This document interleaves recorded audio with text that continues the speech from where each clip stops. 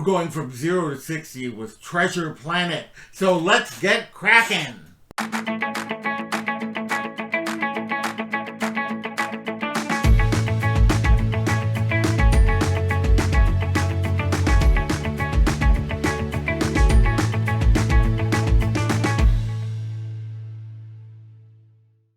Hello all my explorers, and welcome back to Loren's Adventures Out There. And if you are new, thank you so much for joining us. We really appreciate it. My name is Loren, and I'm with Castle Escapes and Clones, where we discuss everything in the Disney universe. We do unboxings and hauls, pins, box swaps, Disney news, Disney reviews, and more.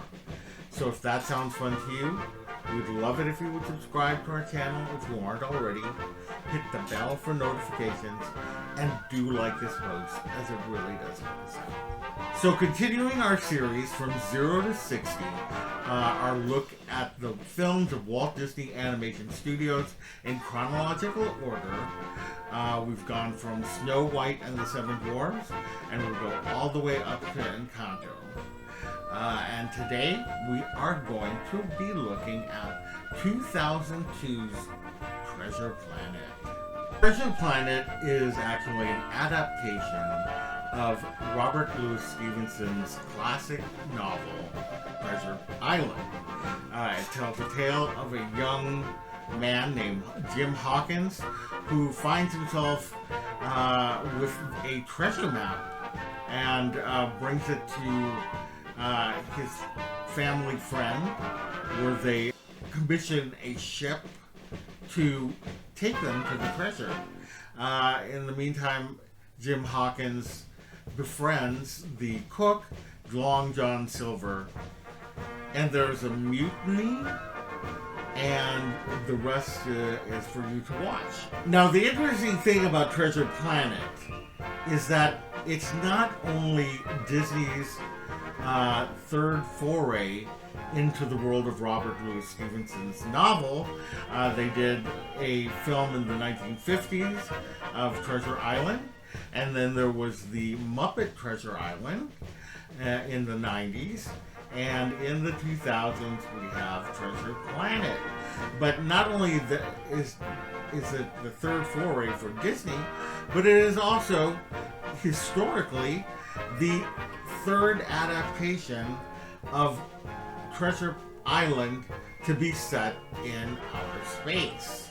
Now, Treasure Planet can trace its roots back to 1985, so almost 20 years before this film was made.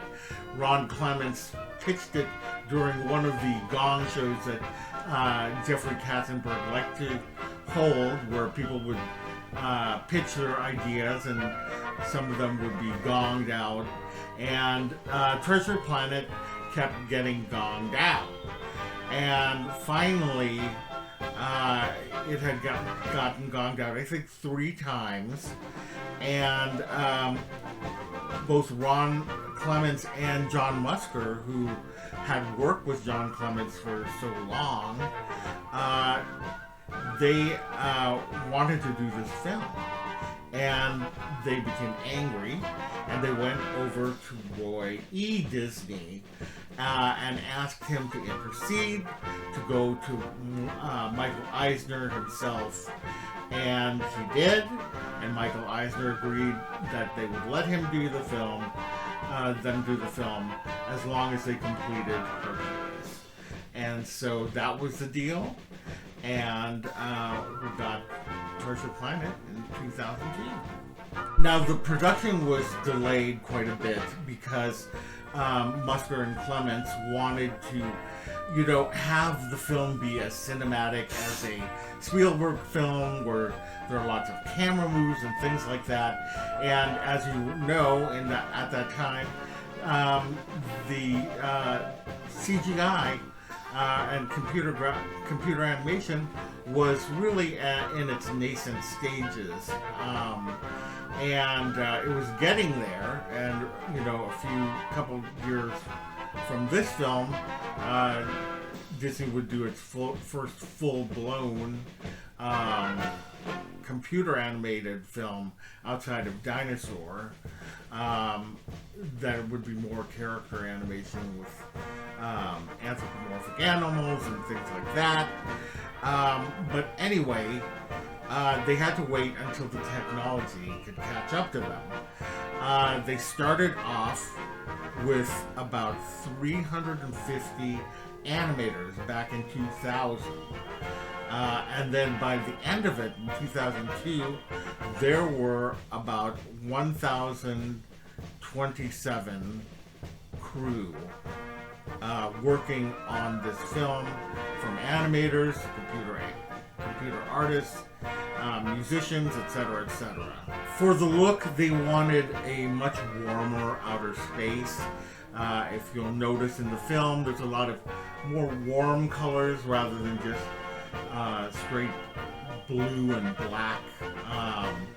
And he wanted the world to look like it was lived in, or the universe to look like it was lived in, and you had aliens, and they all knew each other, and there was no question about it. So something different for a science fiction film, which was generally colder.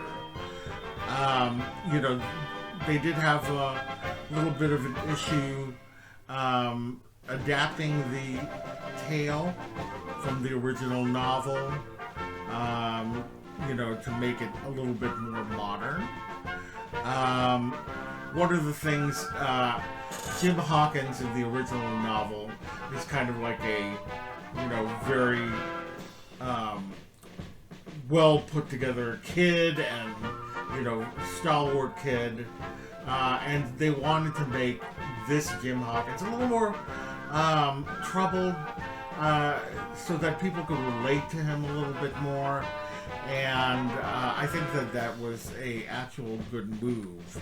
David Hyde Pierce's Dr. Doppler is basically an amalgam of two characters, Squire Trelawney and Dr. Livesey, who were kind of mentors to Jim Hawkins in the original book.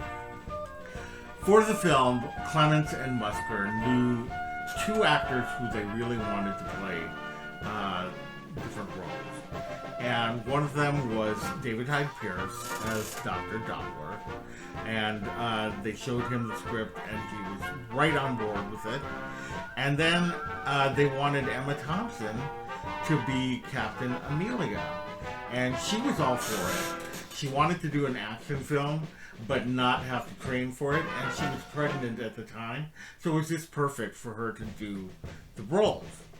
And then later, they hired Brian Murphy as Long John Silver and Joseph Gordon-Levitt as Jim Hawkins. The mandate for the look of Treasure Planet was called the 70 to 30 Law. And that was basically the look of the film should be 70% traditional and 30% sci-fi. Again, they wanted everything to be warmer and feel like the original novel, but yet set in outer space. They avoided having large metal ships in lieu of ships that look like sailing ships, just like the ship in Treasure Island. They really took great care in trying to make sure that both traditional animation and computer animation felt like the same thing, like that there was a seamless combination between the two, that you couldn't tell, like in some of the other films, like The Little Mermaid or even Beauty and the Beast, where you could definitely tell where the computer animation was happening. And I think that they did a really good job in making this film feel so real on some levels, and that they succeeded in this. 70-30 Law also applied to both music and sound. Sound designer Dane Davis looked in a lot of antiques shops for winding toys and spinning mechanisms that would allow them to have a kind of more traditional sound. Also, James Newton Howard, who did the score, wanted the score to have more of a feel of kind of the 1930s swashbuckler kind of music. Sadly, the film actually went down to be one of the biggest animated box office bombs. It grossed over $12 million in its debut weekend. Came in 4th place. Also, it only made $109 million worldwide at the end. And because of its failure, there was a lot of different sequels. They wanted to really franchise this, and they were thinking about making a sequel, making an animated show, and they were actually planning all of this. But because it did so badly, they canceled it all. They were even thinking about making the old submarine voyage into a Treasure Planet themed ride. But again, because it didn't do well, they didn't end up doing it. Critically, it was mid-level. A lot of people felt that the writing was flat, but they liked the action. And I agree with that. I mean, I do actually like Treasure Planet. I think that it's a fun film. Lots of great voice acting. And I forgot to even mention Martin Short. He was the voice of Ben, the robot. And he's a lot of fun as well. And I think that really adds to kind of the whimsy to this film. I would have loved to have seen a franchise. I always tend to root for the underdogs, and yes, this film is an underdog, and it does have actually a fairly sizable cult following. I know a lot of people who really like Treasure Planet. So anyway, I'm curious to know, did you like Treasure Planet? And if you did, what are some of the things that you liked about it? So yeah, let me know. Did you love it? Did you hate it? I'd like to know. Alright, if you had fun today, we would love it if you would subscribe to our channel, hit the bell for notifications, and do like this post, as it really does help us out. Visit us on all of our socials down below. Visit our website at www.castlescapesandclones.com. Thank you so much, and we will see you later. Bye!